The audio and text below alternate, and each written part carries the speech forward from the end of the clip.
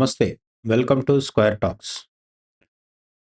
మనకి ఈ మధ్యే 2026వ సంవత్సరం మొదలైంది. అయితే భారతదేశంలో 2026వ సంవత్సరం కొనసాగుతోంది. అలాగే ప్రపంచ దేశాలన్నిట్లో కూడా ప్రస్తుతం 2026వ సంవత్సరం అనే చాలా వరకు రాస్తూ ఉంటారు. కొంతరి సార్లు కొన్ని కొన్ని వేరే వేరే క్యాలెండర్స్ కూడా కొందరు పాటిస్తూ ఉంటారు. మన దగ్గర కూడా మనం ఉగాది నుంచి అలా మన దేశంలో అనేక ప్రాంతాల్లో వేర్వేరు ప్రాంతీయ క్యాలెండర్లు, మన హిందూ సంప్రదాయ ప్రకారం వచ్చే క్యాలెండర్స్ కూడా మనకు కనిపిస్తూ ఉంటాయి. కానీ 2026 సంవత్సరం భారతదేశంలో కొనసాగుతూ ఉంటే, మన సరిహద్దు దేశం ఒక దేశంలో మాత్రం 2080వ సంవత్సరం లేదా 82వ సంవత్సరం కొనసాగుతుంది అంటే, మనకు కొంత ఆశ్చర్యం అనిపించవచ్చు. కానీ ఆ దేశం పేరు నేపాల్.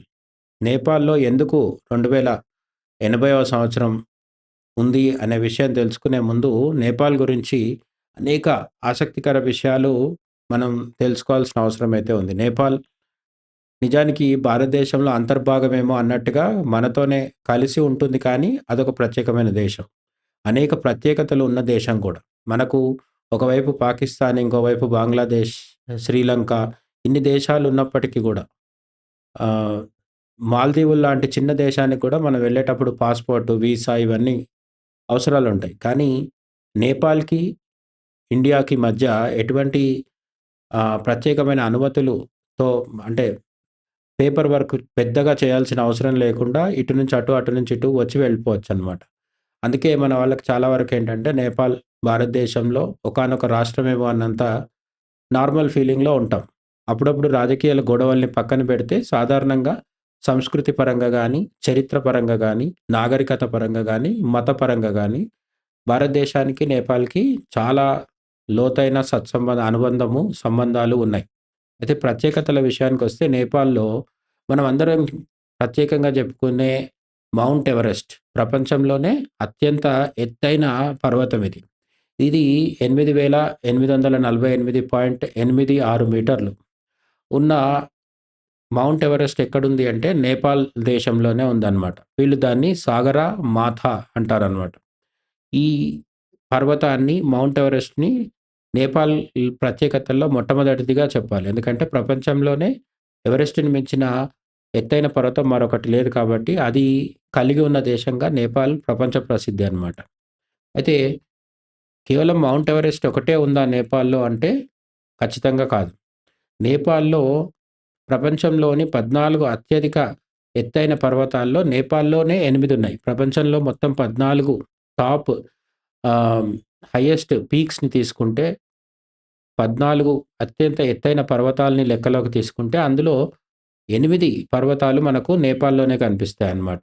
ఎవరెస్ట్‌తో పాటు కాంచనగంగా గావచ్చు, ఆహ్, అన్నపూర్ణ పర్వతం గావచ్చు, ధౌలగిరి గావచ్చు, ఇటువంటివి రకరకాల పేర్లతో మనకు 8 అత్యంత ఎత్తైన పర్వతాలు కనిపిస్తాయి. అంతేకాకుండా ప్రపంచంలో మరో దేశం యొక్క జెండా ఎగరని అనాది స్వతంత్ర దేశంగా నేపాల్‌ని చెప్తారనమాట. ఇప్పుడు భారతదేశాన్ని బ్రిటిషర్లు ఆక్రమించడం జరిగింది. చైనా లాంటి పెద్ద దేశాన్ని గూడా కొంతకాలం, కొంత భాగం పూర్తిగా కాకున్నప్పటికీ కొంత భాగం బ్రిటిషర్స్ ఆక్రమించారు. అట్లాగే ఫ్రెంచ్ వాళ్ళు, యూరోప్‌లోని అనేక దేశాలు, అనేక ఆసియా దేశాల్ని, ఆస్ట్రేలియాని ఇటువంటి దేశాల్ని తమ కాలనీలుగా కొనసాగిస్తూ వచ్చాయి. కానీ నేపాల్ అలా ఎప్పుడూ ఎవరికీ కాలనీగా ఉండలేదు. అంటే బానిస దేశంగా, వలస దేశంగా ఉండలేదన్నమాట. ప్రపంచంలో విదేశీ జెండా ఎగురని అనాది స్వతంత్ర దేశంగా నేపాల్‌ని మనం చెప్పుకోవచ్చు. నిరంతరంగా స్వతంత్రంతో ఉంటూ వస్తుందన్నమాట. అయితే నేపాల్ ఫ్లాగ్ విషయంలో కూడా చాలా డిఫరెంట్‌గా ఉంటుంది.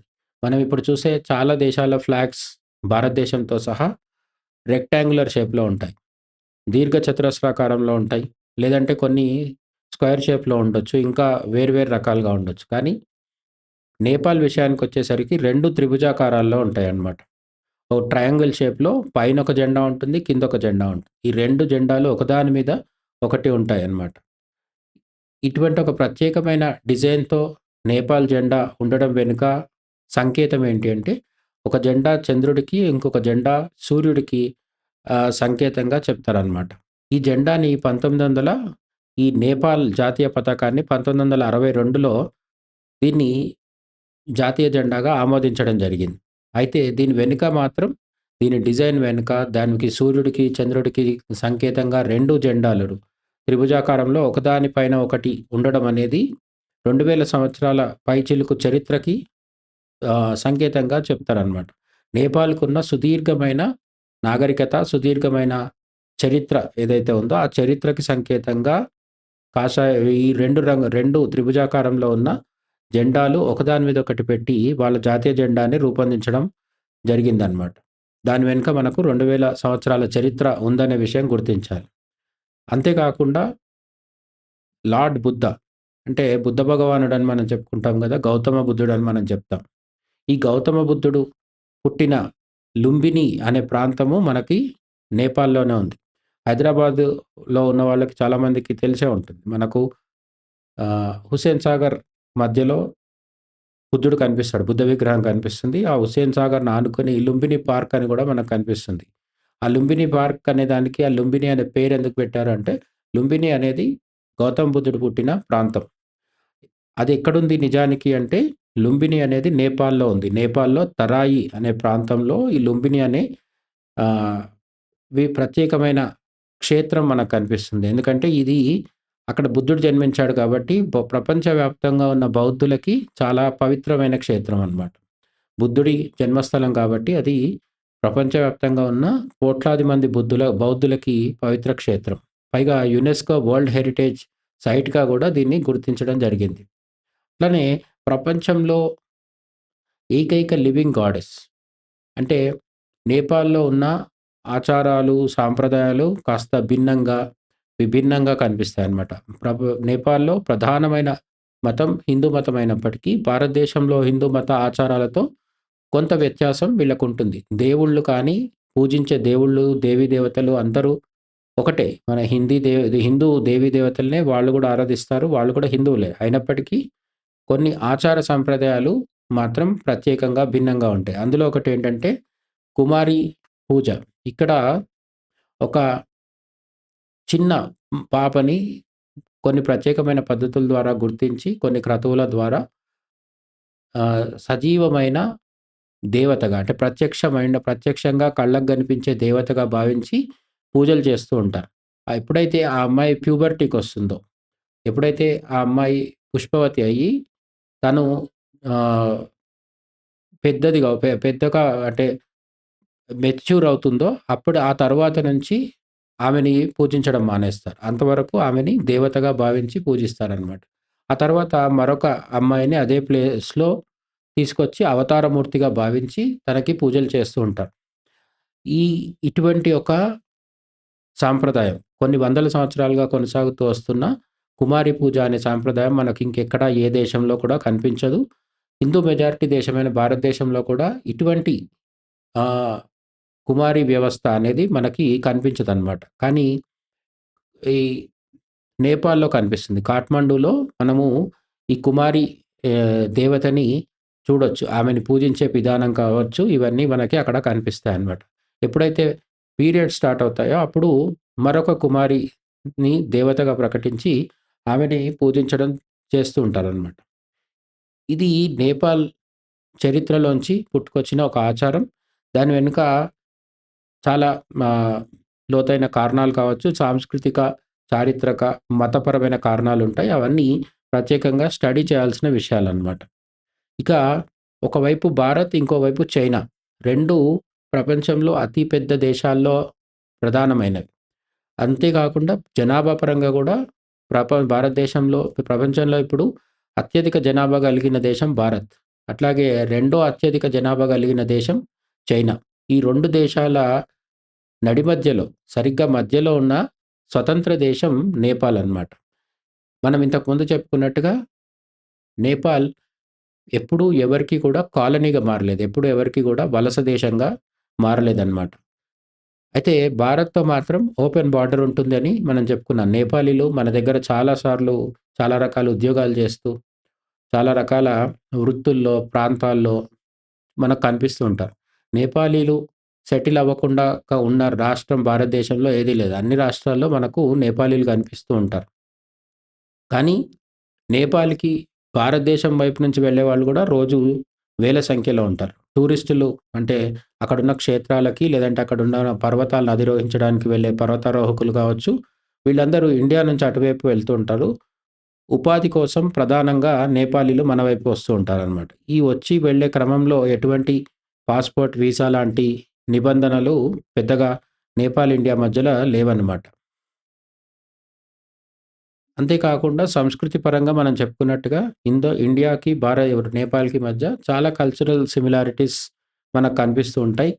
అయితే మనం ఇంతకుముందు చెప్పుకున్న కుమారి పూజ లాంటివి భిన్నత్వం గూడా ఉంటుందన్నమాట. భారతదేశానికి, నేపాల్‌కి ఎన్ని ఆహ్, సామ్యతలున్నాయో, అదే విధంగా భిన్నత్వాలు గూడా చాలానే ఉన్నాయి.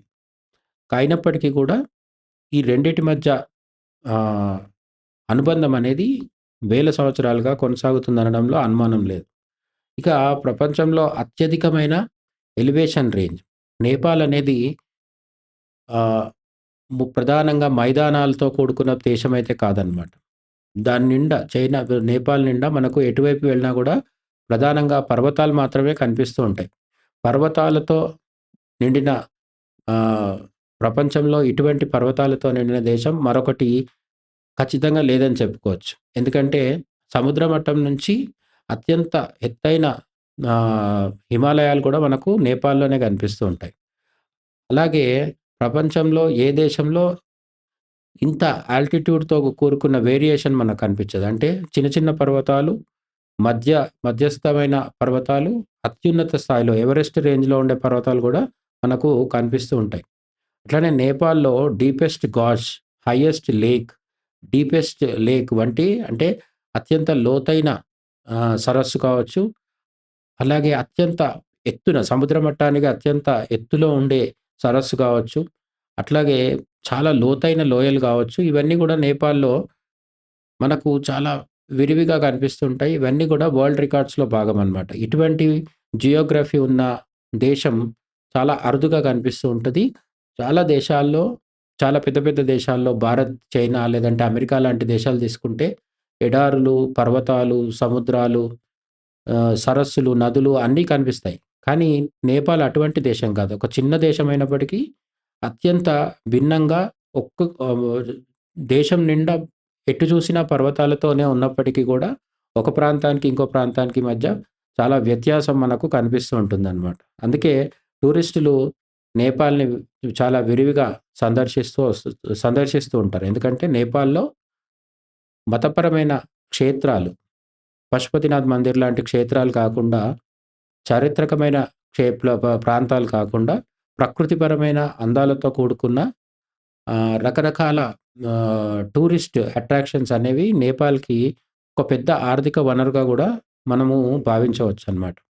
అయితే మనం ఈ వీడియో స్టార్టింగ్‌లో చెప్పుకున్నట్టుగా ఎందుకు నేపాల్‌లో 2080 లేదా 2082, 83 సంవత్సరం ఎందుకు కొనసాగుతుంది అంటే, ఇప్పుడు 2026 సంవత్సరం జరుగుతున్నా గూడా నేపాలీ క్యాలెండర్‌లో ఒక 57 సంవత్సరాలు ఫార్వర్డ్‌లో ఉంటుంది. ఎందుకు అంటే, వాళ్ళు ఫాలో అయ్యే క్యాలెండర్‌ని విక్రమ్ సంవత్ అంటారు వాళ్ళ భాషలో. అంటే విక్రమార్క శకంలాగా మన దగ్గర కూడా కొన్ని చోట్లల్లో రకరకాల శకాలుంటాయి. అంటే మన పంచాంగాలు తీసుకొని చూసినప్పుడు ధర్మరాజు సింహాసనం అధిష్ఠించిన రోజు నుంచి చెప్పే లెక్క గూడా ఉంటుంది. అంటే ధర్మరాజ శకం అని జెప్తారు. మన తెలుగులో అయితే శాలివాహన శకం అంటారు. అట్లా వీళ్ళు విక్రమ్ సంవత్ అనేది వీళ్ళు ఫాలో అయ్యే క్యాలెండర్. అక్కడ అధికారికంగా గూడా దీన్నే ఫాలో అవుతూ ఉంటారు. సో, నేపాల్‌లో ఆ క్యాలెండర్ ఫాలో అవ్వడం వల్ల మామూలుగా ప్రపంచవ్యాప్తంగా ఫాలో అవుతున్న, ఇప్పుడు మనమందరం ఫాలో అవుతున్న ఇంగ్లీష్ క్యాలెండర్ ఏదైతే ఉందో, దీనికి కంటే 57 సంవత్సరాలు ముందుగా ఉంటుందనమాట. కాబట్టి అక్కడ వాళ్ళకిప్పుడు ప్రస్తుతం 2082, 83 సంవత్సరాలు అనేది నడుస్తూ ఉంటుంది క్యాలెండర్. అంతేకాకుండా అద్భుతమైన బయోడైవర్సిటీ గూడా నేపాల్ సొంతం. ఇక్కడ కనిపించే రకరకాల జీవులు, snow leopard, red panda, Bengal tiger, one horn rhino ఇటువంటివన్నీ కనిపిస్తుంటాయి. అంటే వైల్డ్ యానిమల్స్ కొన్ని ప్రత్యేకంగా నేపాల్‌లో మాత్రమే కనిపించేవి ఉంటాయి. కొన్ని అరుదైన జీవాలుంటాయి. ఇవన్నీ గూడా నేపాల్‌కి ప్రత్యేకత తీసుకొచ్చి పెడుతూ ఉంటాయి. అంటే వరల్డ్ బయోడైవర్సిటీలో నేపాల్ అనేది చాలా కీలక పాత్ర పోషిస్తూ ఉంటుంది. ఇంకా సాగరమాథ నేషనల్ పార్క్. సాగరమాథ అంటే మనం చెప్పుకున్నాం గదా! ఎవరెస్ట్‌నే వాళ్ళు ఆ పేరుతో పిలుస్తారనమాట. ఈ ఎవరెస్ట్ పేరు మీద ఉన్న Sagarmatha national park UNESCO site. UNESCO ప్రత్యేకంగా గుర్తించిన కేంద్రం అనమాట. ఎందుకంటే ఇక్కడ రకరకాల అరుదైన జంతువులు కావచ్చు, క్రూర మృగాలు కావచ్చు, ఇవన్నీ కూడా అక్కడ మనకు కనిపిస్తూ ఉంటాయి. అంతేకాకుండా హిమాలయాలో ఉండే ప్రకృతి, అక్కడుండే విభిన్నమైన జియోగ్రాఫికల్ స్ట్రక్చర్ కావచ్చు, అలాగే అక్కడ ఉండే బయోడైవర్సిటీ కావచ్చు, ఈ ఫ్లోరా అండ్ ఫౌనా అనేది ప్రపంచవ్యాప్తంగా చాలా విశేషమైందనమాట. ఇక కల్చరల్‌గా చూసినప్పుడు నేపాల్ యొక్క జాతీయ జంతువు గోవు. ఇక్కడ సుమారు 81% హిందూ మతాన్ని పాటించేవాళ్ళు. ఆ తర్వాత ఎక్కువ మంది బౌద్ధాన్ని పాటించే వాళ్ళు ఉంటారు కాబట్టి వీళ్ళు గోవుని ప్రత్యేకమైన పవిత్రమైన జాతీయ జంతువుగా భావిస్తారు. అందుకని నేపాల్‌లో గోవధ అనేది నిషేధం. సంపూర్ణంగా గోవధ నిషేధం అనమాట. అక్కడ గోవధకు పాల్పడితే కఠినమైన చట్టాలుంటాయి. శిక్ష పడుతుందనమాట. ఇక డెన్సిటీ విషయానికొస్తే కాఠ్మండు. నేపాల్ అనేది చాలా చిన్న దేశమైనప్పటికీ నేపాల్‌లో కూడా రాజధాని కాఠ్మండు చుట్టూనే మనకు ఎక్కువ మంది జనం కనిపిస్తూ ఉంటారు. మిగతా చోట్లల్లో చాలా తక్కువగా అక్కడక్కడ చిన్న చిన్న పల్లెటూర్లలాగా కనిపిస్తూ ఉంటాయి. నగరాలు చాలా తక్కువ. అన్నిటికంటే పెద్దది కాఠ్మండు నగరం. ఈ కాఠ్మండు అనేది యునెస్కో వరల్డ్ హెరిటేజ్ గుర్తించిన నగరం అనమాట. ఎందుకంటే అక్కడున్న రకరకాల చారిత్రక కట్టడాలు కావచ్చు, అలాగే టూరిజానికి సంబంధించి ప్రత్యేకంగా నిలిచే ఆహ్, కొన్ని ఆహ్, ఆధ్యాత్మిక పర్యాటక రంగానికి సంబంధించిన గుడులు కావచ్చు, ఆలయాలు కావచ్చు, వీటన్నిటికి గూడా వేల సంవత్సరాలు, వందల సంవత్సరాల ప్రత్యేకత, చరిత్ర, వారసత్వం ఉండడంతో యునెస్కో ప్రత్యేకంగా గుర్తించిందనమాట. పశుపతినాథ్ టెంపుల్ వరల్డ్ ఫేమస్ కాఠ్మండూలో ఉంటుంది. అలాగే స్వయంభూనాథ్ టెంపుల్ అని గూడా ఇంకొకటుంటుంది. బౌద్ధ, హిందూ మిశ్రమ సంస్కృతి మనకు కనిపిస్తూ ఉంటుందన్నమాట. బౌద్ధులకు సంబంధించినయి కూడా మనం ఇంతకుముందు చెప్పుకున్నట్టు నేపాల్‌లో బుద్ధుడు జన్మించాడు కాబట్టి, బుద్ధుడికి సంబంధించిన, బౌద్ధానికి సంబంధించిన కేంద్రాలు, క్షేత్రాలు, ఇటువంటి కట్టడాలు ఇవన్నీ గూడా మనకు చాలా కనిపిస్తుంటాయన్నమాట. ఇవన్నీ గూడా యునెస్కో చేత వారసత్వ సంపదగా గుర్తింపబడ్డాయి.